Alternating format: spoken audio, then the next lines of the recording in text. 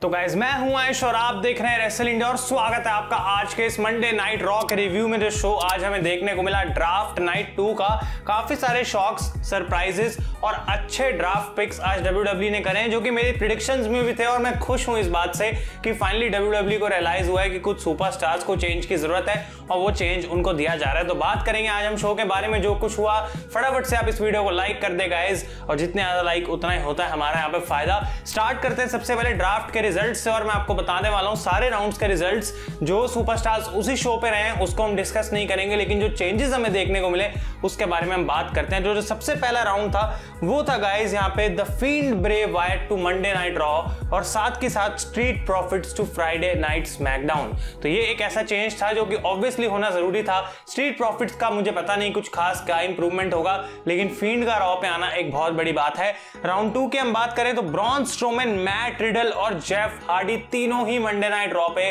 और साथ के साथ केविन ओवेंस जो है वो स्मैकडाउन पे चले गए हैं।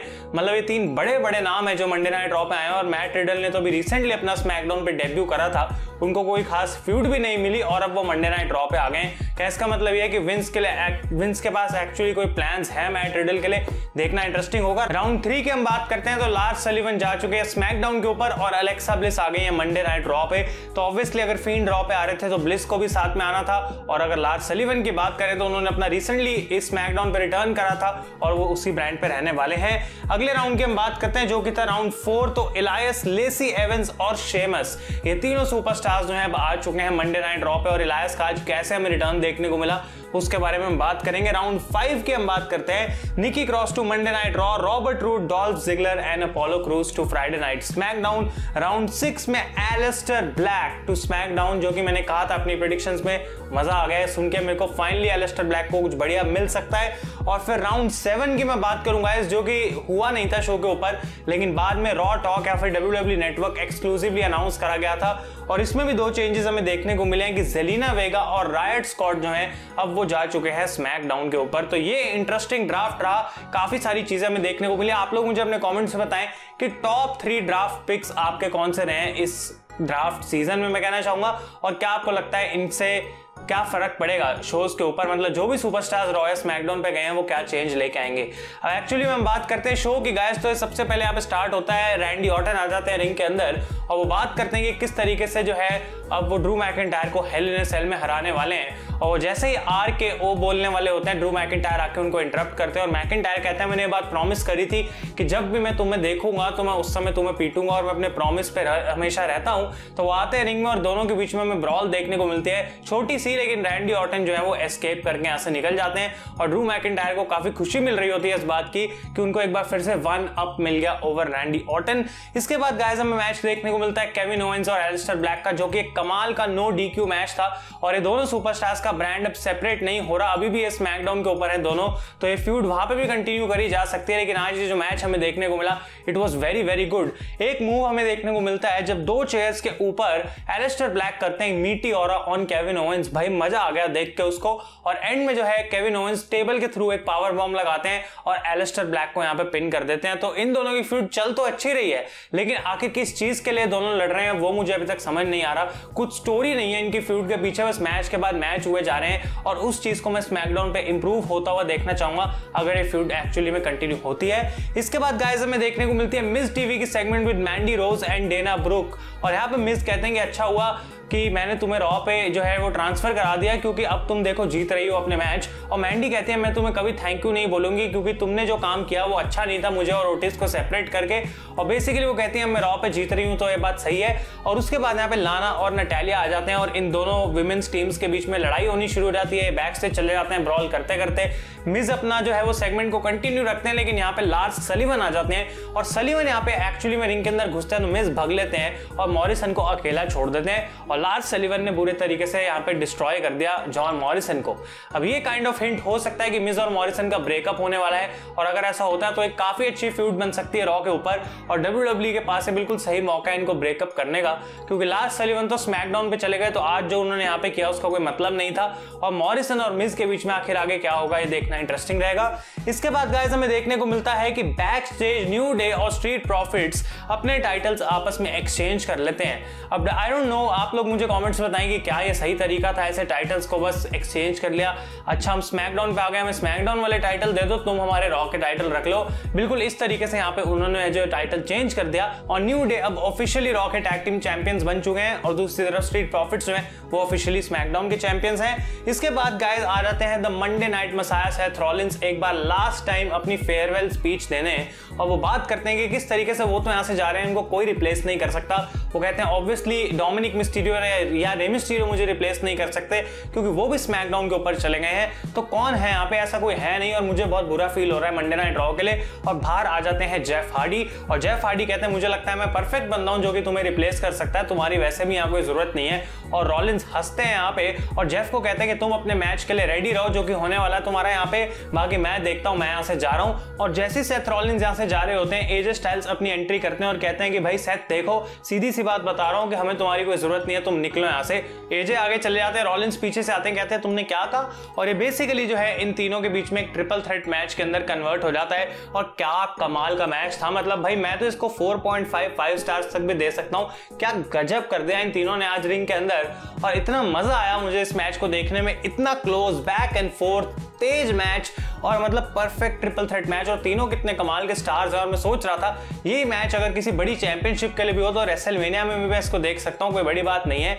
और यहाँ पे एट द एंड हमें देखने को मिलता है गाइस कि सरप्राइजिंगली इलायस आ जाते हैं और वो अपनी गिटार से अटैक करते हैं जेफ हार्डी के ऊपर। ऑब्वियसली ट्रिपल थ्रेट मैच है तो कोई रूल्स नहीं थे यहाँ पे और एजे स्टाइल्स जेफ को पिन करके इस मैच को जीत जाते हैं। और इलायस ने यहाँ पे बेसिकली रीजन ये दिया कि जब बहुत समय पहले, बहुत महीनों पहले उनका एक्सीडेंट हुआ था तो उसके लिए वो जेफ को अभी तक ब्लेम कर रहे हैं, जबकि पूरी दुनिया जानती है कि जेफ ने वो काम नहीं करा, पुलिस ने भी उनको छोड़ दिया, लेकिन इलायस उस बात से जेफ के लिए बहुत गुस्सा है। और अब शायद यहाँ से इलायस और जेफ हार्डी की फ्यूड कंटिन्यू हो सकती है क्योंकि दोनों अब मंडे नाइट रॉ पे आ चुके हैं। लेकिन एक चीज मैं कहूंगा, सेथ रॉलिंस ने यहाँ पे जाते हुए दिखा दिया कि वो क्या चीज लेके जा रहे हैं स्मैकडाउन पे, and that is going to be absolute class. अब देखना इंटरेस्टिंग रहेगा WWE किस तरीके से उनको यूज करती है।